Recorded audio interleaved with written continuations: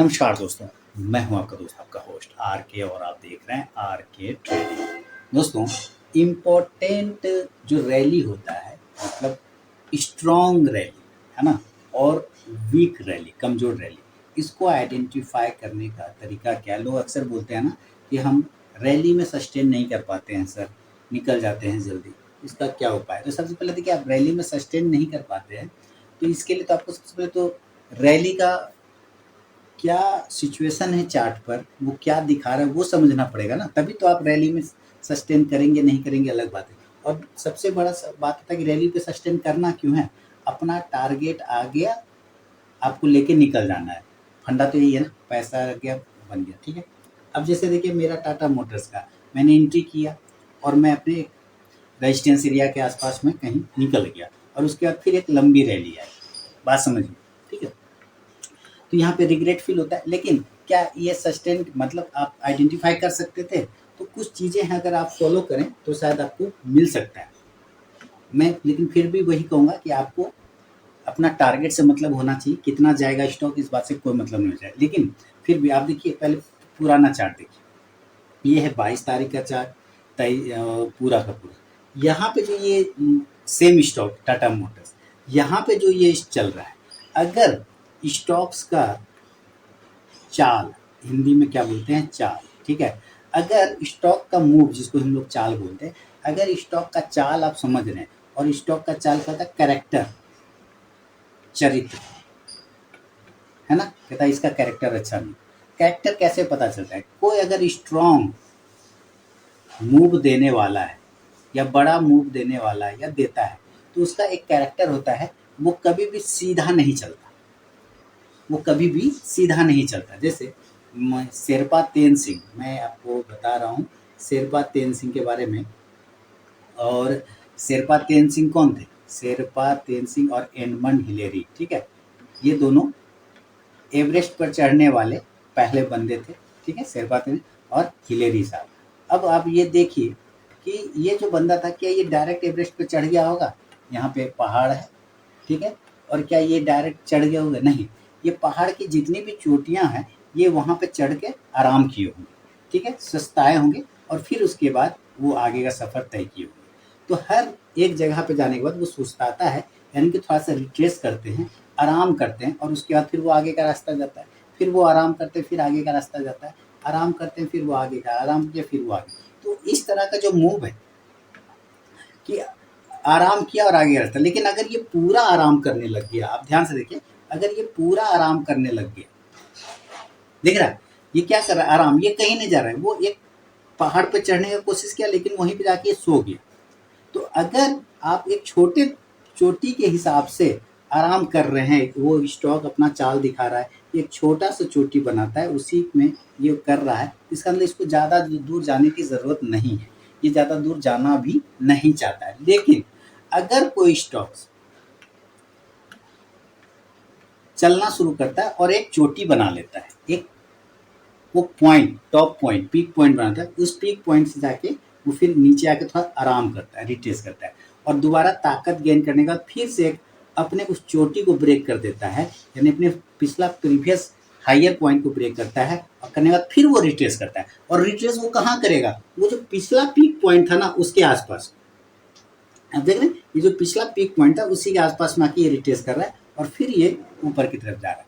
तो अगर ऐसा सिम्टम, जिसको लक्षण बोलते हैं, अगर ऐसा लक्षण आपको दिख जाए किसी स्टॉक्स में कि वो एक पीक पॉइंट बनाता है, पीक पॉइंट बनाने के बाद फिर वो रिट्रेस कर जाता है, रिट्रेस करने के बाद वो फिर अपने हायर जोन की तरफ जा रहा है, तो इसका मतलब क्या है कि ये स्टॉक आज के साइड में हो सकता है एक लंबा रैली दे। क्योंकि ये क्या होता है, चाहे वो ऊपर की तरफ दे सकता है, चाहे वो नीचे की तरफ दे सकता है ना। वो हर बार फॉल करेगा, फिर एक रिट्रेसमेंट, फिर फॉल, फिर रिट्रेसमेंट। जैसे यहाँ पे देखिए बैंक निफ्टी, अब आप देखिए यहाँ पे ये बैंक निफ्टी का चार्ट है, ठीक है।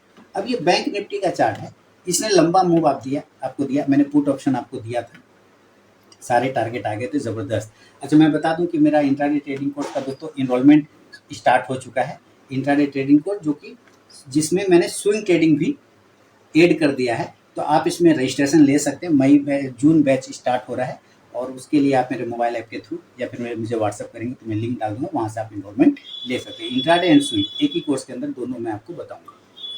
खैर चलिए, अब यहाँ पे क्या है, क्या सिचुएशन यहाँ पे बन रहा है कि ये देखिए बैंक निफ्टी, मैंने क्या कहा ऊपर भी हो सकता है मूव, नीचे भी, लेकिन यहाँ पे देखिए ये ऊपर से है और ये क्या है, एक जो छोटा सा ग्रीन कैंडल बना है ये एक रिट्रेसमेंट है, ये आराम कर रहा है और उस रिट्रेसमेंट को जब ये तोड़ा तो फिर से फॉल किया और फिर ये ग्रीन कैंडल बना क्या करा रिट्रेसमेंट, तो ये फिर ऊपर चला गया, फिर इसने इस ग्रीन कैंडल को तोड़ा तो क्या फिर फॉल किया, है ना, फिर यहाँ क्या करा रिट्रेसमेंट, फिर इसको तोड़ा तो क्या किया फिर फॉल किया। अब ये देखिए छोटा सा, अब ये कोन नहीं बना रहा, अब ये पॉइंट नहीं बना रहा, अब यहाँ पे देखिए ये पॉइंट नहीं बना रहा, अब ये सिंपल समतल मैदान पे आ गया, समतल मैदान में आ गया, इसका मतलब साइडवेज हो गया। तो आपको ये अगर पता चार्ट देखना शुरू करें, अगर आप चार्ट देखना शुरू करें तो आपको धीरे धीरे ये आइडिया लग जाएगा कि जिसमें ऊपर नीचे मूव हो तो भी, चाहे वो ऊपर मूव हो तो भी, एक रिट्रेसमेंट, एक मूव के बाद रिट्रेसमेंट, एक मूव के बाद रिट्रेसमेंट खोजता है अपने पिछले पॉइंट को, जो पीक पॉइंट है चाहे बॉटम पॉइंट है, उस पॉइंट को जब वो तोड़ता है ऊपर या नीचे तो एक बड़ा मूवमेंट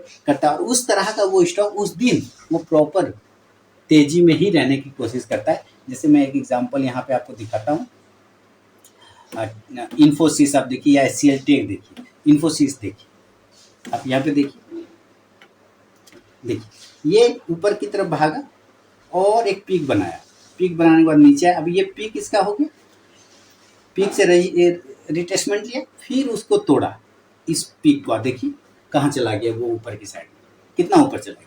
अब ये जो पीक है इसको यहाँ पे आके ये रिट्रेसमेंट ले रहा है, अब ये जो रिट्रेसमेंट फिर ऊपर चला गया, फिर ये रिट्रेसमेंट लेगा कहाँ, वो पिछला पीक वाला पर ले रहा है ना, जो पिछला पीक है वो रिट्रेसमेंट लेगा, जब तक ये टूट ना जाए तब तक ये नीचे नहीं आएगा, यहीं पर से ये फिर ऊपर जाने का कोशिश करेगा। देखिए अभी भी वहीं पे ट्रेड कर रहा है।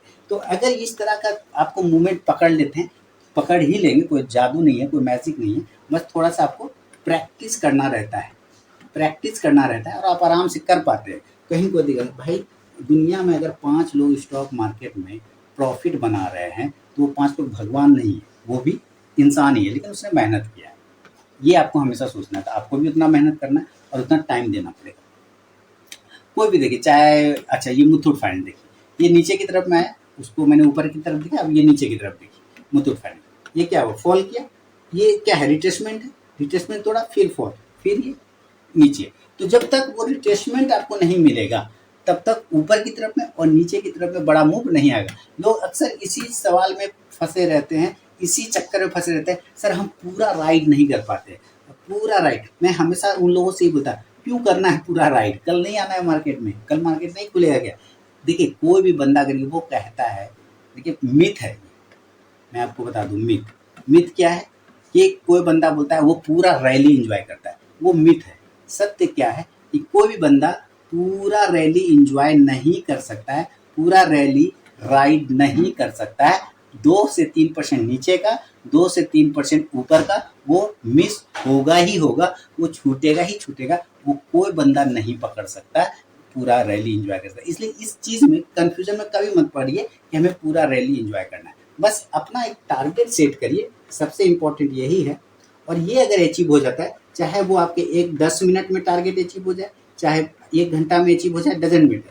आपका जब टारगेट अचीव हो जाए निकल जाइए, उस बात से कोई फर्क नहीं पड़िए कि वो कितना ऊपर जाएगा या कितना नीचे आएगा, हमेशा याद रखिए। और वो जो लोग कर पाते हैं, हम लोग भी जब ट्रेड करते हैं तो क्या पूरा दिन थोड़े बैठते हैं।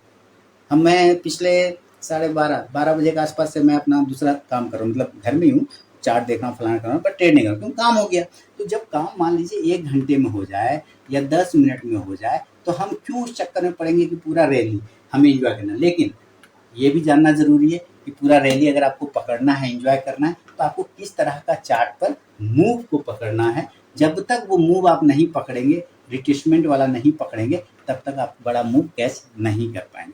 तो उम्मीद है दोस्तों ये छोटा सा वीडियो आपको समझ में आया होगा, कुछ क्लियर हुआ होगा कि किस तरह से बड़े रैली को आप ऊपर या नीचे आइडेंटिफाई कर सकते हैं। पसंद आया तो ज़रूर फीडबैक करें, कमेंट करें। मैं मिलूंगा बाद में नेक्स्ट वीडियो में, तब तक के लिए बहुत बहुत धन्यवाद।